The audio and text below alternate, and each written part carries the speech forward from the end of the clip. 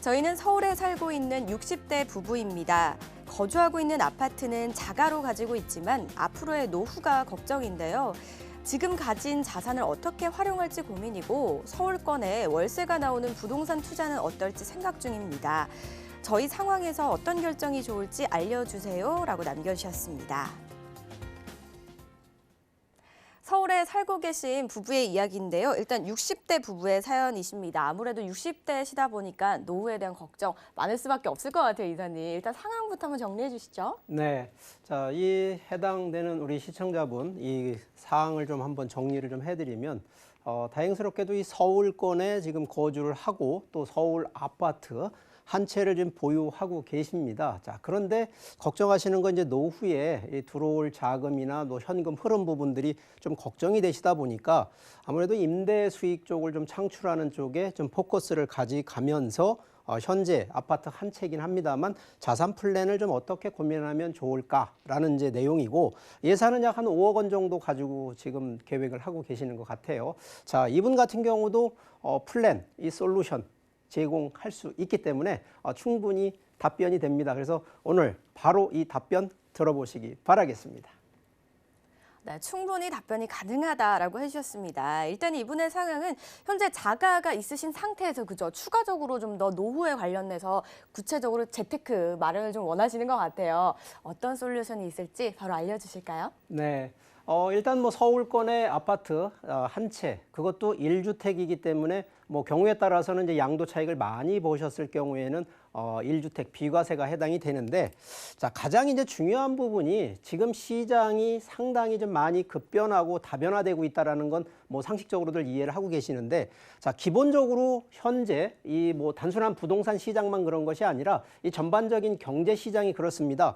지금 자체가 보시면 저성장의 이 불균형이라고 하는 부분인데, 자, 그러다 보니까 기존의 부동산을 투자가 아니라 보유 그리고 거주 기준으로 갖고 계신 분만 해도 충분히 갖고 있는 것만으로도 자산이 크게 증가된 케이스였는데, 자, 지금 이제 점점점 인구가 또 감소가 되면서 이 자산 가치에 또 하락까지 오고 있는 상황이거든요. 자, 이럴 때일수록 또 이 연령대가 점점점 이 고령화로 가고 있다 보니까 보통 이제 젊은 세대 같은 경우에는 충분히 우리가 근로소득이라고 하는 소득이 있기 때문에 이 생활하는 데 문제가 없습니다만 이 고령화되면서부터 이 소득에 대한 부분이 점점점 저감이 되기 때문에 그 부분을 마련하는 대책이 좀 필요하다는 얘기거든요. 그래서 자, 기본적으로 이 투자, 특히 부동산에 대한 기준을 제가 항상 이제 원칙 얘기를 드리는데 세 가지로 한번 좀 나눠보게 되면, 자, 기본적으로 부동산은 결국은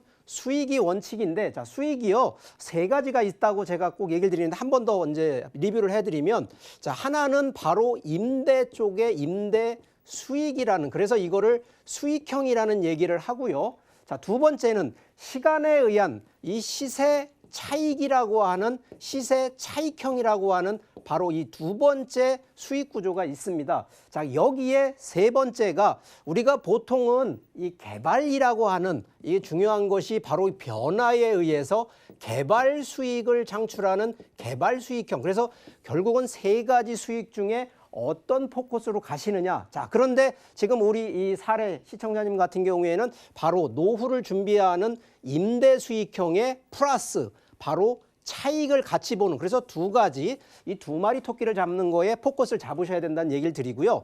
자, 지역에 대한 얘기도 제가 항상 얘기를 드리듯이, 자, 지역에 대한 편차를 놓고 볼 때는 항상 그렇습니다만 인구 증가를 놓고 보셔야 되고요. 두 번째는 우리가 기본적으로 보셔야 되는 바로 이 배후 수요 기준인데, 자, 배후 수요가 결국은 이 수요가 많아지려고 그러면 어떤 것이 많아져야 되냐면 바로 이 정책 변수가 많아져야 됩니다. 자, 근데 이 정책을 제가 다른 용어로 좀 한다 그러면 바로 이것이 우리가 개발 요인들이 많아져야 되는데, 자, 이 정책 중에 개발 요인을 가장 큰 변수는 이 국가가 시책으로 하고 있는 국가 정책이 있고요. 민간 기업이 하는 또 이 민간 시책들이 있거든요. 자, 그래서 이런 부분들이 결과적으로 인구가 얼마나 많이 들어가고 성숙되어 있는 곳인지를 꼭 지역 기준으로 살펴보셔야 되고, 자, 이 상품 기준은 자, 부동산 하나가 아닙니다. 부동산 같은 경우에는 지금 현재 주택과 그다음에 토지,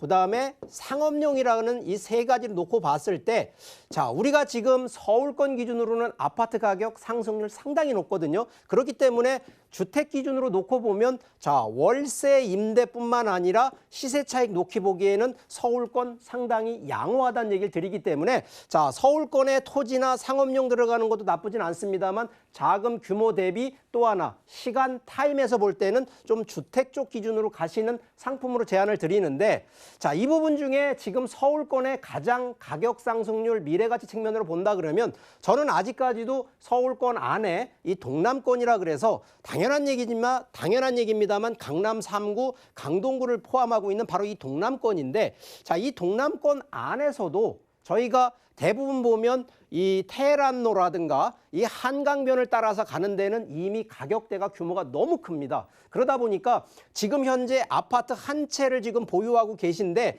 자, 한 채 보유하는 기준에서 이 보유를 매도하시면 안 되고요. 단지 거주 기준만 좀 바꾸셔서, 자, 여기에서 예산 5억 정도를 예를 들어서 지금 보유하고 계신 아파트에 전세를 집어넣으신다 그러면 5억 정도를 빼셔서 예를 들어서 한 2억 정도는 혹시라도 여기에 거주하시는 분 같으면 2억 정도는 거주 전세금으로 일단 확보를 하시고, 나머지 3억 가지고는요, 자, 이 동남권 안에서도 이 역세권 위주의, 그것도 바로 월세가 들어가는 월세 기준으로 좀 보시라는 얘기를 드리겠습니다. 자, 그리고 자, 2억 전세금을 가지고 보통은 동남권으로 들어와 거주를 하시는 게 아니고요. 아무래도 노후를 준비하시는 분이기 때문에, 자, 서울권에서 한 차량으로 20-30분대 거리에 전원주택 같은 경우에 전세 거주를 좀 추천을 드리니까, 자, 실제 투자는 투자, 거주는 거주, 그러면서도 서울권 아파트 한 채는 계속 자산이 또 올라가기 때문에 충분히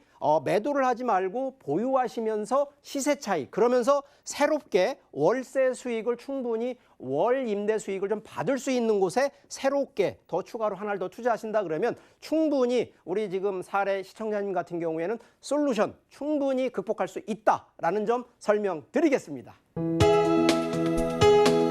본 방송에서 제공하는 부동산 정보는 투자 판단에 대한 조언입니다.